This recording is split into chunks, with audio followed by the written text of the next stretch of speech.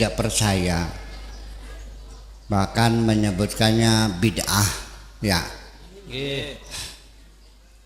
Tetapi setelah sekarang ada HP, dulu mereka kan bagaimana kiriman orang sudah mati ya sudah selesai.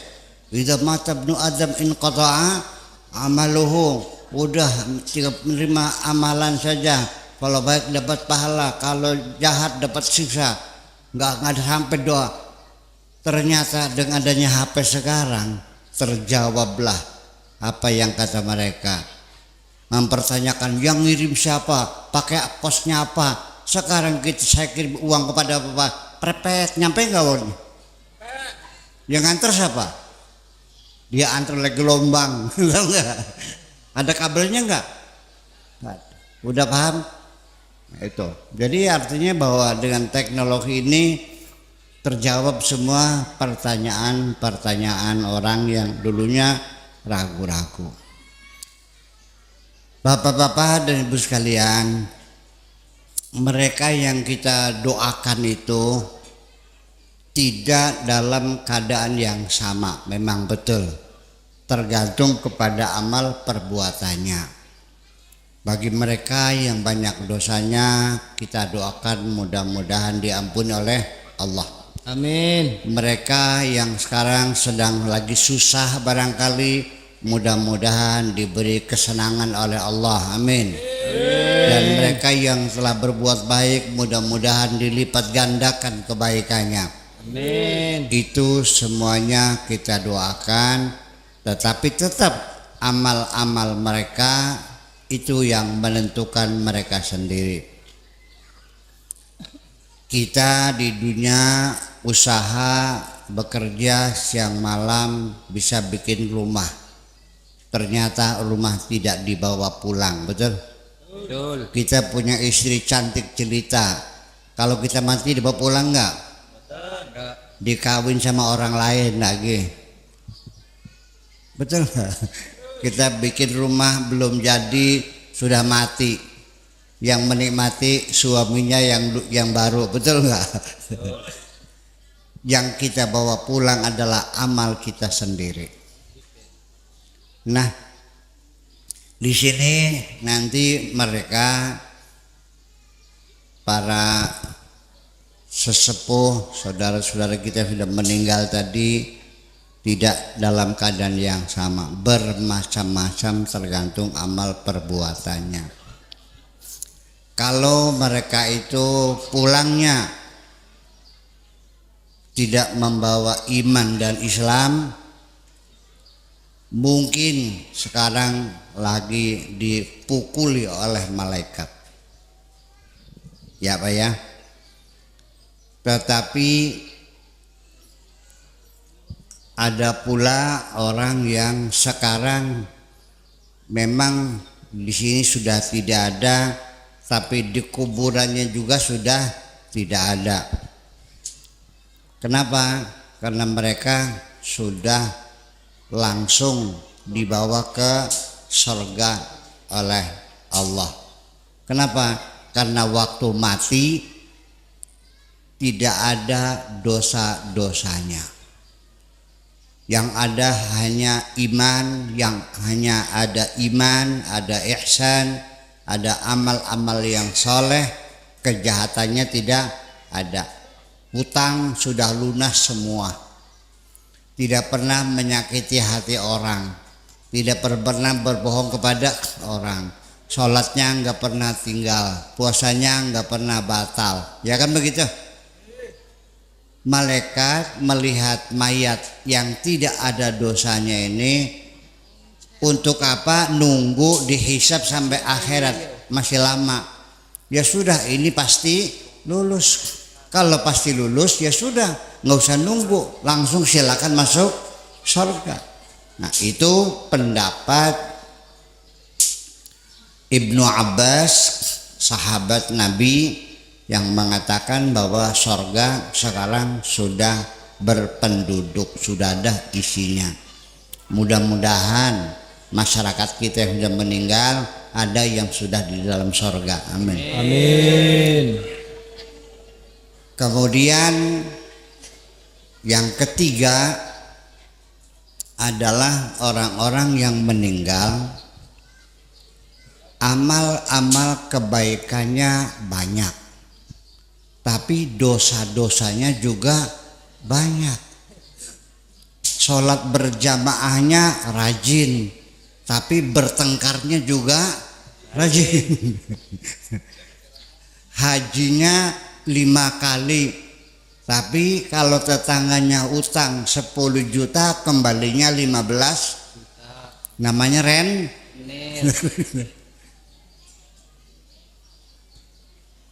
Dia nyumbang masjidnya banyak, kemudian dia sedekahnya banyak, tetapi anak-anaknya tidak ada yang disuruh sekolah agama. Jadi bolak-balik kebaikannya banyak, keburukan juga banyak. Kebaikannya sedikit, keburukannya sedikit. Berimbanglah, ada baiknya, ada buruknya. Nah, mereka yang seperti ini nih disiksa dalam kubur juga tidak, masuk ke surga juga tidak, dihisab belum waktunya. Sekarang belum waktunya hisab, nanti di akhir hisabnya. Jadi malaikat bertanya, ya Allah, ini manusia seperti ini diapakan?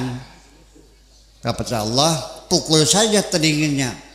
Wa darabna ala adhanihim, dipukul telinganya, beleg. Mereka tidur sejak mati sampai ratusan ribuan tahun kemudian. Nanti kalau sudah kiamat baru dibangunkan. Nah, ketika mereka dibangunkan, mereka akan terkejut dan akan mengatakan seperti ini, ya wailana man ba'atsana min marqadina hadza ma wa'ada ar-rahmanu wa sadaqal mursalun. Ini kayaknya kita semua yang ada di sini nih kayak golongan ketiga yang ditidurkan ini nih. Kalau kita menjadi golongan ketiga, untung Pak, untung nggak? Untung, ya nggak disiksa juga untung, ditidurkan. Dan kita semua nanti akan mengatakan ya wailana man ba'atsana min marqadina. Aduh, ini siapa yang membangunkan kami sedang enak-enaknya tidur ini? Lalu kata malaikatnya, hadza ma wa'adar rahman, ini yang dijanjikan oleh Allah, wa sadaqal mursalun, benar apa yang dijanjikan oleh para rasul. Ini ini den namanya kiamat. Oh gitu. Iya. Itu. Jadi nanti dibangunkannya secara serentak, wa ma yanzuruna illa sayhatan wahidatan fa idzahum jami'un ladaina muhdarun. Semua dihadirkan, semuanya hadap kita. Kalau kita ini seperti ini ditidurkan, alhamdulillah. Kenapa? Kita sadar kita tidak bisa melepaskan dosa-dosa kita. Ada saja yang kita sadari ataupun yang tidak kita sadari, yang besar atau yang kecil, yang langsung atau yang tidak langsung, yang sukarela maupun yang terpaksa. Inilah makanya orang ketiga ini orang awam seperti kita ini. Nah, kemudian yang keempat yaitu orang-orang yang secara zahir memang kita sudah memandikannya, sudah menyolatkannya, dan kita sudah menguburkannya di tanah yang sudah diuruk, ya kan gitu, dikasih maesan, kita tinggal, ditulis makamnya Fadilatul Syekh Abdul Jabbar umpamanya. Tetapi sebetulnya secara jasad mereka memang sudah mati. Di rumahnya sudah tidak ada. Di kantornya tidak ada. Di balai desa ada. Di sawah ada. Di pasar sudah mati. Tetapi mereka itu ketika matinya ditembak Belanda, berjuang melawan Belanda, ketika mereka matinya dibacok oleh musuh ketika menyebarkan agama, itu namanya para syuhada, para solehin.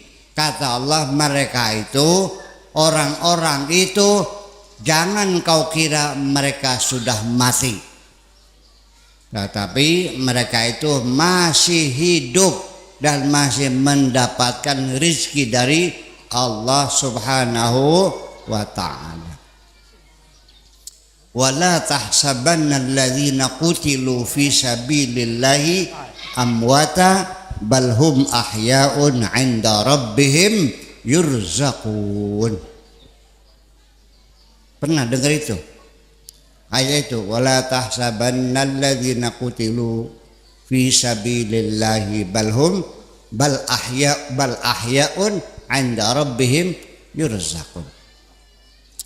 Wala tahsabanna, dan janganlah kamu sekali-kali, sama sekali, jangan pernah.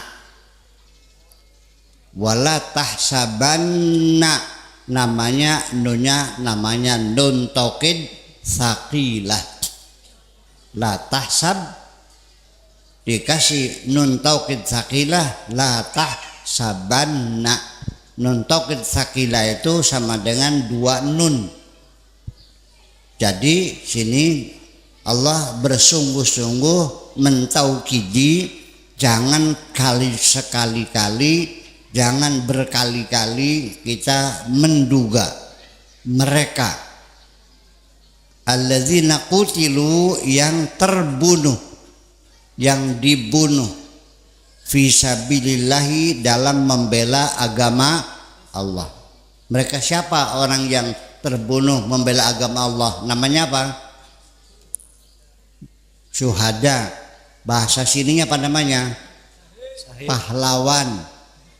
Pahlawan kusuma bangsa. Wala tahsabanna alladzina qutilu fi sabilillahi amwata. Jangan kamu katakan, jangan kamu kira mereka sudah mati. Balhum bal ahyaun, tetapi mereka itu masih hidup. Di mana? Ya di sini. Di mana? Bersama kita ini. Masih di alam dunia, masih. Dari mana? Ya karena mereka itu tidak mati, masih hidup dan masih mendapatkan rizki dari Allah. Inda rabbihim yurzaqun. Asluhu yurzaquna inda rabbihim. Masih mendapatkan rizki dari Allah Subhanahu wa ta'ala. Inda rabbihim yurzaqun. Jadi masih ada, masih hidup. Tetapi bapak-bapak bisa lihat nggak mereka yang masih hidup ini? Kelihatan nggak? Bisa disapa nggak? Apa kabar Pak Haji? Sehat? Nggak ada. Walakinna aktsaran nasi la yash'urun. Kebanyakan orang tidak sadar, tidak tahu, tidak bisa merasakannya. Aktsaran nas, kebanyakan. Kebanyakan tidak tahu. Berarti yang sedikit ada nggak? Nah, di sini ada nggak yang bisa? Ada. Ada dukun nggak sini? Banyak. Kayak itu. Nah, dari sini nggak jauh dari Brebes apa nih? Tegal. Tegal, Setegal. Malang. Nah, di Pekalongan dengar nggak nama Habib Lutfi? Dengar Habib Lutfi? Pernah kesini belum? Nah, sok nanya. Dulu inget nggak? Habib Lutfi itu waktu zamannya Gus Dur itu paling sering kalau ziarah kubur itu Gus Dur selalu mengajak Habib Lutfi. Pernah dengar kan? kalau ziarah-ziarah tuh selalu ngajak Habib Lutfi. Mungkin Gus Dur nggak tahu, yang tahu itu Habib Lutfi. Kalau ziarah kubur, Bib, ini bener nggak makamnya wali ini? Kalau beritanya, iya Gus, ini makam wali. Orangnya soleh nggak? Soleh. Gimana? Kapan matinya? Gitu. Seperti itu. Jadi hanya beberapa orang saja yang bisa tahu. Saya tidak mendoakan di sini bisa tahu, nggak usah tahu lah, nggak enak. Masih enak nggak tahu. Kamu mungkin nggak bisa tidur. Kalau bisa nemu mereka mungkin nggak bisa tidur. Udah enak tidak tahu lah. Betul nggak? Enak nggak tahu. Ternyata tidak tahu itu enak juga. Kalau ibu-ibu sekarang gini, Allah mengatakan kamu tidak usah tahu. Wa ma tadri nafsum madza taksibu ghadan wa ma tadri nafsum bi ayyi ardin tamut. Kamu tidak tahu besok mau apa, kamu tidak tahu, tidak usah tahu di mana mau mati. Enak. Nah, ibu-ibu kalau tahu 3 bulan lagi mau mati, enak nggak? Enak nggak?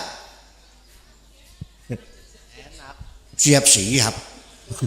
Boro-boro siap-siap. Saya melihat sendiri ada orang pulang dari rumah sakit, kirim ambulan, bukan sembuh, tapi oleh dokternya suruh pulang karena penyakitnya sudah sulit untuk disembuhkan. Penyakit kankernya sudah stadium 4, artinya hanya tinggal menunggu kematian. Tidak lama lagi, 3 bulan lagi juga paling lama mati. Jadi kalau di rumah sakit nanti sewa kamarnya semalam 3 juta, belum yang lain-lainnya, sehari 5 juta, kali 3 bulan berapa duitnya? Toh sembuhnya tidak. Jadi kata dokter, dah lebih baik pulang saja. Ada nggak di sini begitu?